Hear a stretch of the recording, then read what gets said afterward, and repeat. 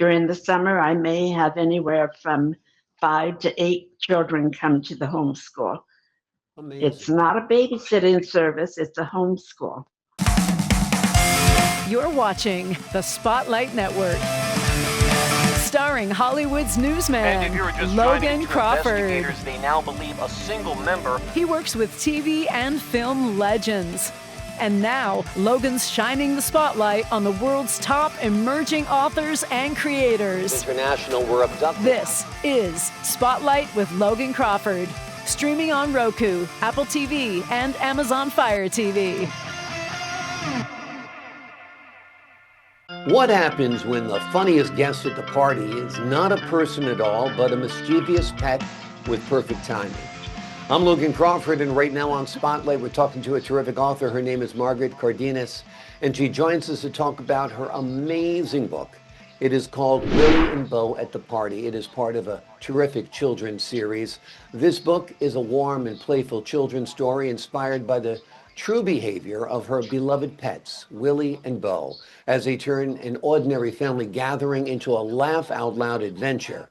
From family fun to animal mischief, this is a charming book and a charming conversation, we hope, today as well, about storytelling, childhood joy, and the real-life inspiration behind these lovable characters. We're delighted to have this very talented author join us here today. We thank the team for helping us put her on TV today, and we ask viewers like you to support authors like her by subscribing to our channel and by purchasing her amazing book. The links are below this interview. Margaret, thank you so much for joining me here today. Thank you for having me.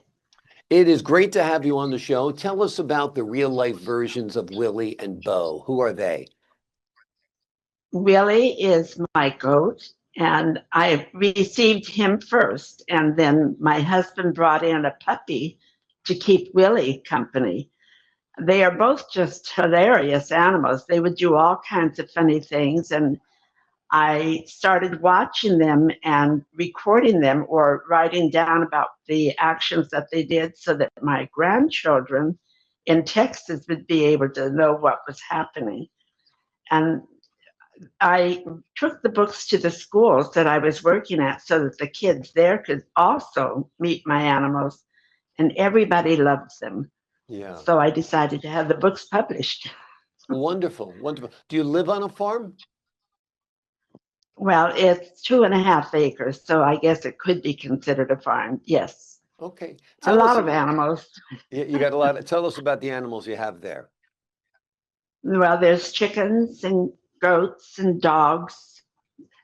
I have a lot of cockatiel outside. We have different animals. There's cats. So just a little bit of everything.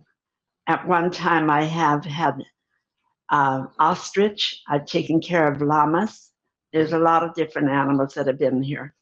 Wonderful, wonderful. Now, you've got how many grandchildren?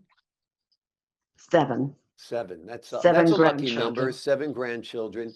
They must love Yes, it coming is. to Grandma's house, right? Well, actually, 5 of them live here. Oh, wow. I have 4 of them live in my guest house with their parents, and then Wonderful. another one lives in the house with her mother. So Wonderful. I do have 5 grandchildren every day. That's amazing. Now, you homeschool them there on your property as well, right? Yes, yes, I do. 4 of them are homeschooled. During the summer, I may have anywhere from 5 to 8 children come to the homeschool.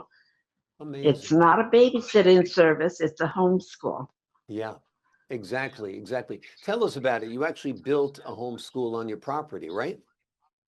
Yes, I did. It's a 12 by 24 building, and it has desks for each of the children. It has exercise equipment in the back so that whenever the weather is not letting the kids exercise outside, they can exercise in the schoolhouse. They also, one of my grandchildren is taking violin. The other one, another one is taking saxophone. So I do have a lot of music in the building as well. Wonderful, wonderful. And you encourage them to pursue all types of activities from taekwondo to music, right? Correct. Yes. Tell us a And little bit we're about going, Yes, next month I'm taking 3 of the grandkids as well as one daughter. We're going whitewater rafting in the Grand Canyon. And Wow. we'll be there for about 3 days. So, we just try and do something different. I've taken 2 granddaughters to Hawaii. So just something different. Whenever they turn 10, you tell me what you want to do, and we're going to try and do it. That's wonderful.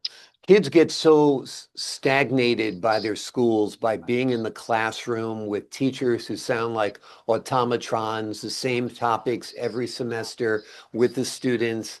I think the fact that you've lifted the walls of your classroom and expanded the horizon of your grandchildren really helps them become well-rounded, educated people.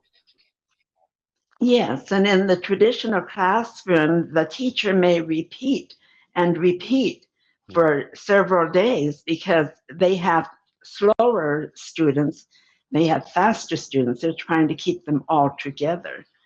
And here they can work at their own pace. I do push them a little bit, but they work at their own pace. Wonderful, wonderful. Were you a teacher before you were a grandma teacher? Did you ever work in education or anything? I did work education. I worked special ed, so I was used to working with the children that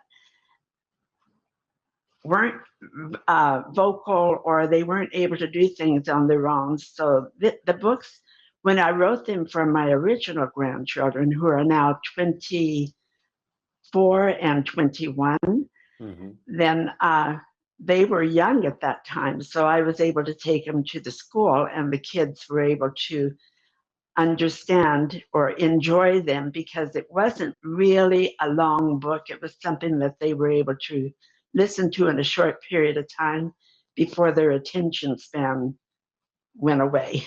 Yeah, But wonderful. I always liked working with kids. Yeah, well, it is very rewarding working with children. My mom ran a daycare center in our home. The first floor was a daycare center. We lived upstairs and we took care of about 30 kids, and we had a summer camp. And it was a lot of great energy, a lot of positive vibes, and it was a wonderful experience, a great place to grow up. You and she would have gotten along very, very well because she loved being around kids as well. Let me ask you this. Tell me about the book series and how it developed. Like I said, I wrote them originally for my original grandchildren, the older ones, and just to let them know what was happening in California with grandma and grandpa Mm, and the animals that we had. And then it just, one story after another, just short stories to keep their attention span. They're in mm, college now, so they right. they have a longer attention span. Yeah, exactly. Their But books have gotten a little thicker and a little less interesting, probably. But what can you right. do? How many Willie books are there out there? Right now I have 6 books out. Wonderful. I have Wonderful. 6 books. Wonderful. Talk to us about Willie and Bo at the party. Tell us the story of that.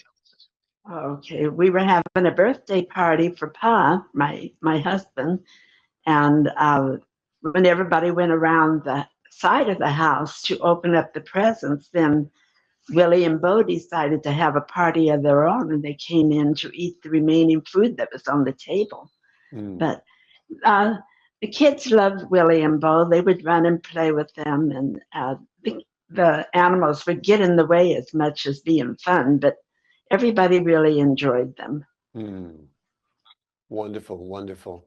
And I guess the animals got into the food a little bit at the party. Is that what happens? Is that what? They did, absolutely. Willie jumped up on the table to finish eating what he wanted. Mhm. And Bo just stood there because he was a big dog, and he just stood there eating from the table. But when Ma came back to clear the table, she saw them there, and that was the animals enjoying their party. Yeah. Wonderful. And I guess they were. So I guess Ma wasn't wrong. That's for sure. Yeah, that's great. That's great. Right. Have you envisioned these stories as a TV series or a series of videos for children as well? No, I hadn't. I hadn't until I was talking with Brandon. Hmm. Uh, he's my agent, and he was telling me that, well, they sound like they could be made into a series. Yeah. So Well, we'll see what happens there. I think it'd be wonderful if Hollywood or somebody at Nickelodeon or Disney wanted to turn your stories into videos for children. I think they'd be very educational and very entertaining as well. What do you hope children learn about farm life, animals, life in general from reading your books? mainly, I would hope that they learn to get outside and play, and that animals and people can be friends. They don't have to be the same.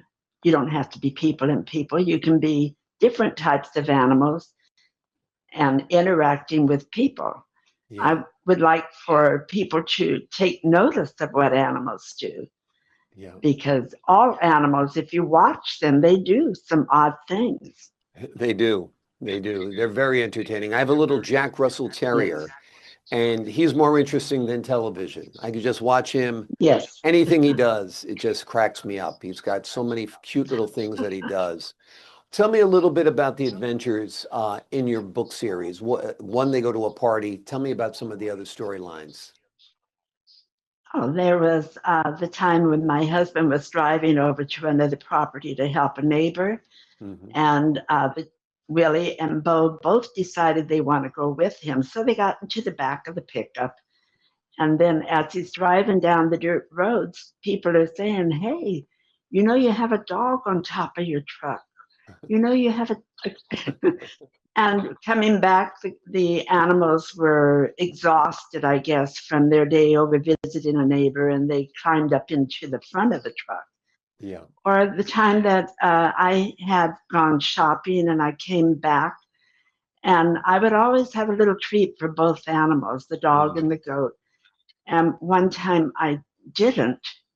So the next time, whenever I was going to go to town, they decided that they were going to go too. Mm. I left my purse in the house. I went back in, left the car door open. I came out, and the goat and the dog were both in the car waiting for me.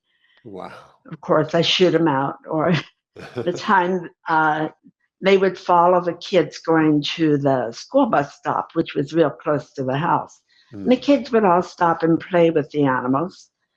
And one time the gate was open and they followed the kids to the bus stop and wanted to get on the bus. So just That's so different funny cute. things that the goats would do. That's cute. They wanted to be educated too. Exactly. I went to school in the Bronx, Fordham University, and one day there was a stray dog that I was able to lure in right into the building and right into my classroom. So I can relate to the dogs and animals wanting to get educated too. And it was even funnier in the Right. Bronx, in a big city, to have a dog in a Oh, classroom. yeah. Yeah, Yes. wonderful, wonderful. Tell me about your upbringing. You were raised in New Mexico, I understand? No, I was No? born in New Mexico. I Oh, grew up in California. oh, okay. Gotcha, gotcha. What brought your And then family I, from New Mexico to California? actually, I think they were just passing through New Mexico. They stopped at my grandmother's house, and my mother went into labor. Wow. So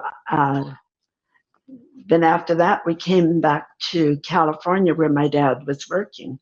Okay, wonderful. What kind of work did your dad do?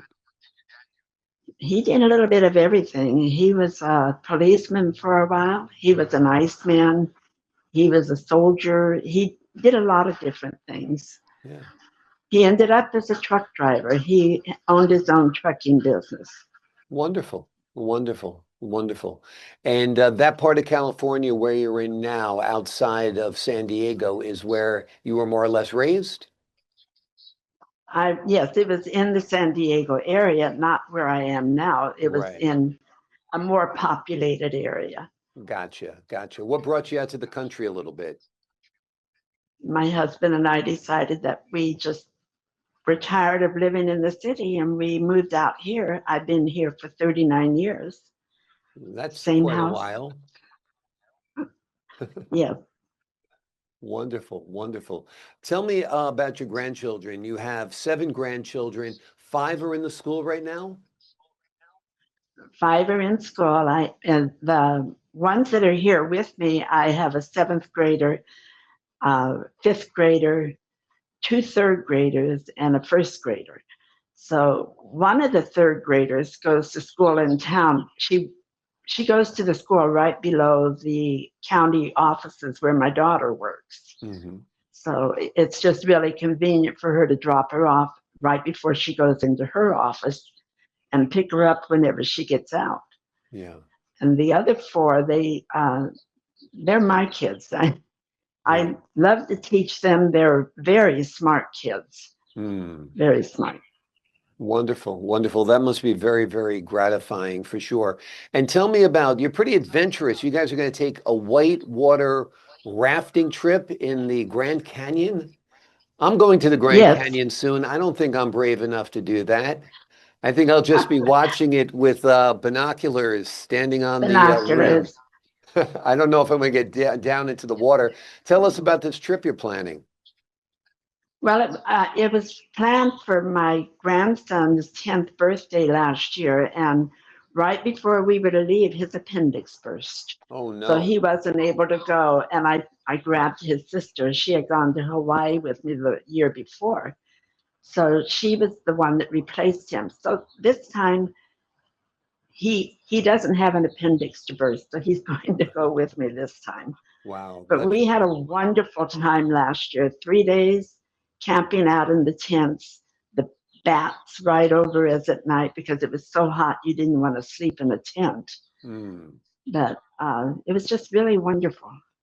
Amazing. So you guys went tent camping in Hawaii just last year? No, we went to Hawaii last year, and the year before that. No, wait a minute. I'm getting confused. Last year, we went to the Grand Canyon. The year before that, and the one before that, we went to Hawaii. I would take them for 2 weeks in Hawaii. Gotcha. So you guys went tent camping at the Grand Canyon. Right. That's pretty amazing. So I'm talking about your rafting trip. Just tent camping can be pretty uncomfortable, particularly you said you slept outside of the tents because it was too warm, right? It was too warm. Yes. Yeah. Yes. So, no, we had a wonderful time. My daughter and two of my granddaughters were with me, and they rode on the pylons in front of the raft. There was like 5 fingers, and they rode on the 3 middle ones. Wow. And they sat right there in the front enjoying all the waves and the cold water. It was very hot. Yeah. And what I month sat did you up go? on the buckboard. We went in, we were there for the 4th, we came out on the 4th of July. So we were there starting about the 1st of July. Wow. So you were there, the heart of the summer. It must have been pretty crowded in the park. Do they do fireworks over the Grand Canyon or anything like that? No. The day we left, that was the day the Grand Canyon was on fire. Wow. No. Amazing. So that was quite a trip, quite an adventure, huh? Right. Yeah. Right. I think you're going to need to write a book about some of your extracurricular activities that you do with the students. I think they're wonderful. Yeah, that might be your next book. Talk to us about your 2 weeks in Hawaii. What did you guys do then? The last time we went up to, we did Diamond Head. We did, what was the name of the mountain we went? What was the name of that mountain that we went on? Do you remember? My granddaughter's saying no, she doesn't remember. But we went up to watch the sunrise, and it was just beautiful. We did a lot of helicopter tours, and we went to Charles Lindbergh's grave. We did, just the touristy things. Yeah. We met up with some friends over there and had a good time. Yeah. Well, that's amazing. That's amazing. You are very adventurous, very active, from tent camping to whitewater rafting to climbing to the tops of mountains for sunrise. It's really, really good. Do you have anything planned with the kids this summer? No, but you're leaving out. I've gone skydiving, and I try to get a little bit of everything in. Amazing. Nothing. You're not afraid of anything, huh? Not really, Wonderful. not Wonderful. really. The skydiving's amazing too. Would not do that either. Like I said, I won't be in the raft and I won't be skydiving. So you're braver than I am, that's for sure. Are you working on any new books right now? Yes, I have one that I'm ready to have published, and then I'm working on another one because each one of the grandkids wants to be in a book with what the animals do. Gotcha. So which grandchild is going to be featured in this book and what's the adventure? Okay, now November will be in the one that I'm putting together right now, and she was playing with Willie and came in the house, and we couldn't find him. Mm. We could hear him, but we couldn't find him. So I searched around in the yard, and he had fallen in a big hole. He couldn't get out. Mm. But I have a picture of him in the hole, and you can see his eyes peeking out. Wow. Amazing. Amazing. So that'll be a great story. So does each grandchild have their own story now? Pretty much, yes. Okay. Just the youngest one, I'm still working on hers. Okay, sounds good. Sounds good. Which grandchild is in Willie and Bo at the party? Which grandchild is featured in that book? I don't remember, because I don't remember it. I think it was Hattie in there? I think Hattie might have been in that one. Maybe it was Colton, not Colton, Christian and Abigail. Mm. It could have been one of those three. Yeah. Okay. Amazing. Now, you've worked as a teacher, you've worked in daycare centers, you've worked with kids with special needs, you're a children's author, you've done parachuting, rafting, mountain climbing. Also, I understand you've worked as a volunteer firefighter and EMT. Tell us a little bit about That's that part of correct. your life. Well, it was at the same time that I was doing other things because it was a volunteer. So there was a lot of times I would go out on fires, and we may be out for just a few hours, or we may be out for a couple of days. Mm. And a lot of the calls that I was called on were for wrecks. So there was a lot of wrecks, some sad scenes. And I was the EMT, so I was like the doctor out here in Dozura. Mm-hmm. Even though people would be not injured in an accident, if they were injured at home, they might come over to my house and have me take care of them. My husband and I helped build the fire department here. We helped build the firehouse. Amazing. So we've done quite a few things to help the community. How many people live in your community? I think there's only about 800. Wow, amazing, amazing. Yeah, I remember when I was a kid, we used to spend summers in a little town, and there was no doctor in the town and no hospital nearby. And just like you said, we used to go to see the paramedic at the firehouse, Mm-hmm. who would take a look if you hurt your Mm-hmm. arm or if you had sprained your shoulder or Right. something like that. Yeah. Well, that's the beauty of a small town, right? That neighbor helps neighbors, that the paramedic is there to help you. Exactly. And you might not have a big fancy medical center, but you got a good community of concerned people. Do you have any Right. traffic lights in this little town? I'm sorry, do we have any what? Any traffic lights? Sometimes towns are so small, they have no traffic lights. What are traffic lights? You know, like when No. you stop. Oh, okay, you got me. You got me there. It's like We don't maybe they have call them any something stop different in signs. California. Yeah. What's that? We don't have any stop signs, traffic lights. There's Awesome. nothing here. My kind of town. I live part-time in a small town also up north, and we have one traffic light, and it's not really a traffic light, it just blinks. So I love small Okay. towns.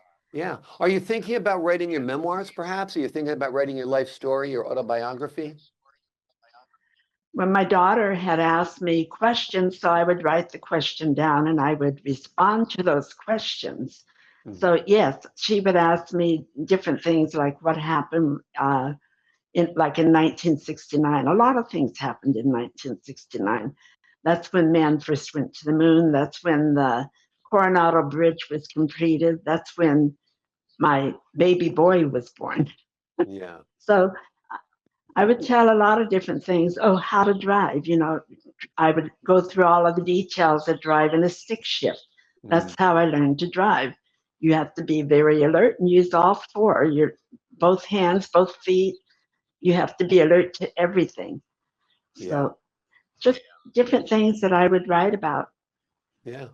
Wonderful. Well, I think the grandkids should keep on giving you those questions. You should keep on writing the answers, and I think you should compile them in a book. I think it would be quite fascinating because you've worn a lot of hats in your life. You've done a lot of things. Your baby boy was born in 1969. Was that your first child? No, that was my second child. Okay. I have two daughters that were born later. Gotcha. But he's my baby boy. I have He's your two baby. girls that were born after him. Gotcha. No, I have two girls that were. Yeah, gotcha. Wonderful, wonderful.